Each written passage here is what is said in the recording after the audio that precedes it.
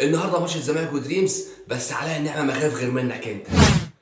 اصل بصراحه كده ما ينفعش يا جماعه. اخر ماتش لعبناه مع الاهلي ما شاطش كوره على الجون وبرضه جاب جون. الماتش اللي قبله في الكاس الاهلي ما شاطش ولا كوره على الجون وجاب جونين. يا عم انت تخش موسوعه جينيز في الارقام الهيافيه.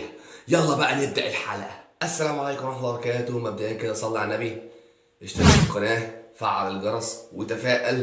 النهارده هنتكلم عن مباراه الزمالك ودريمز. انا مش خايف من الماتش، بس في بعض النقط اللي هنتكلم فيها لازم لعيبه الزمالك المفروض طبعا هم درسوها وعارفينها وكل حاجه. احنا برضه هنقول للي مش متابع.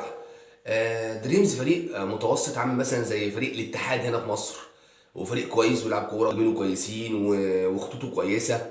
بس الزمالك يقدر يعديه، يقدر يعديه، بس في نقط لازم نحط ايدينا عليها. يعني مثلا عبد العزيز عيسى، تحس ان اسم عبد العزيز عيسى ده ايه، رئيس مباحث، حاجه كده، معلم في مسلسل حق عرب، المعلم عبد العزيز عيسى. بس هو في الاخر عبد العزيز عيسى ده، والله انا مش بقلل منه. انتوا شايفين الحجم ده، حاجه كده عامله زي متيابه، بس نينجا بجد. عبد العزيز عيسى ده يعتبر من احسن اللعيبه في الكونفدراليه. عنده مميزات كتير جدا، لعيب مهاري سريع، عنده قرايه جيده جدا للملعب، بيعمل اسكان بطريقه مرعبه. وعنده ميزه مش موجوده في لعيبه كتير، الا وهي ايه؟ انه بياخد القرار قبل ما الكوره تجيله، هو هيعمل ايه وبيعمله. الحاجه التانيه بقى اللي بيعملها وانا بصراحه مستغرب منها، ان عبد العزيز عيسى ده بيشوط الكوره من نص الملعب وهو واقف عليها، يعني مفيش مسافه، وتلزق في المقص. عرفتوا ليه انا بدات الفيديو باني خايف من عواد؟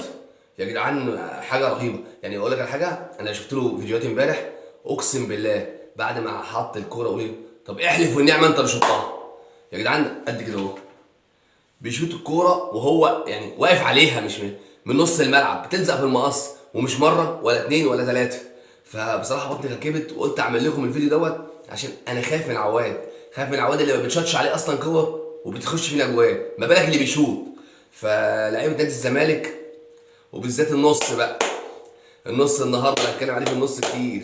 خلي بالكم يا عبد العزيز ماشي، بخلاف شون انطوي اللي كان متمرس انه بيلعب في الدوري المصري، فحافظ اللعيبه المصريه وبيعرف يهق معانا وبيعرف يدوحر معانا وياما دوحر معانا. فنخلي بالنا من الاثنين لعيبه دول. بس بخلاف الاثنين لعيبه دول، في لعيب الباك الشمال بتاعهم برضو كويس جدا، بس خط الظهر عندهم والحارس مش ولا بد.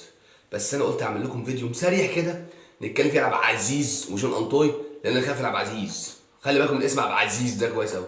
ويا ريت بعد الماتش، لو كابتن حسين لبيب كده يقوم شقطهولنا، لان الواد ده كويس جدا وعيل صغير. خلاص اشتركوا بقى في القناه وفعلوا الجرس وقولوا يا رب ونكسب. ومحمد عواد بقى كسف على دمك شويه، مصطفى شوقي اللي قد ابنك متالق، وانا فرحان له وحزين لفريقي. السلام عليكم.